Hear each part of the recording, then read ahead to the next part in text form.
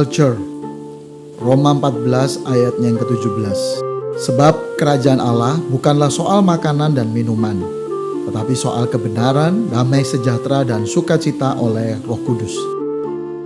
Apa yang membuat budaya kerajaan berbeda dengan budaya dunia? Secara lahiriah, setiap budaya memiliki ciri khas tersendiri, misalnya dalam hal berpakaian, gaya rambut, kebiasaan-kebiasaan, bahasa, dan hal-hal lain yang menjadi ciri khas budaya tersebut. Namun, ada hal yang lebih penting dari itu semua, yaitu kualitas-kualitas batin seperti karakter, nilai-nilai, norma, etika, dan moralitas. Dalam Markus 7 ayat 1-13 dituliskan bahwa pada suatu hari orang-orang dari golongan Farisi dan ahli-ahli Taurat datang dari Yerusalem dan berkumpul bersama Yesus. Mereka memperhatikan beberapa murid Yesus sedang makan tanpa membasuh tangannya terlebih dahulu, sesuai dengan aturan dari nenek moyang mereka. Karena menurut pendapat mereka, dengan begitu murid-murid Yesus sudah menjadi najis di hadapan Allah. Memang semua orang Yahudi umumnya mengikuti aturan-aturan nenek moyangnya. Orang-orang dari golongan Farisi sangat kuat berpegang pada semua peraturan itu. Mereka tidak boleh makan sebelum membasuh tangannya, dan kalau pulang dari pasar, mereka harus mandi dengan cara khusus sebelum mereka makan.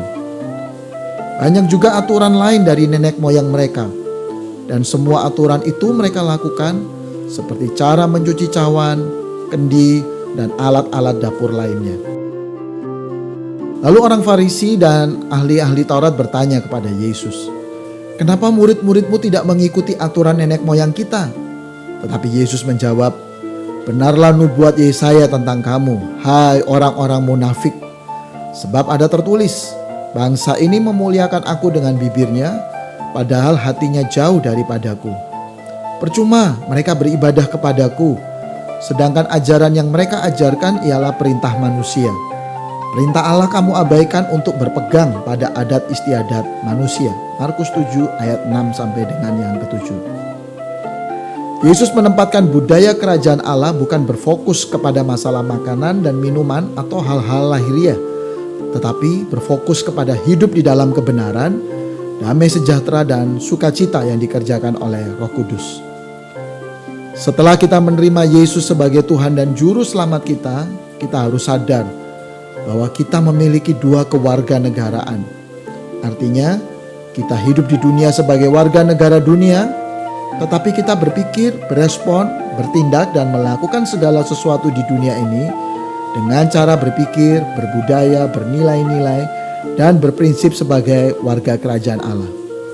Kita memiliki light, singkatan dari love atau kasih, integrity atau integritas, grace atau kasih karunia, dan humility atau kerendahan hati, dan truth atau kebenaran. Nilai-nilai dan budaya kerajaan Allah inilah yang harus kita teruskan kepada generasi kita selanjutnya, sehingga budaya kerajaan dapat mentransformasi budaya dunia.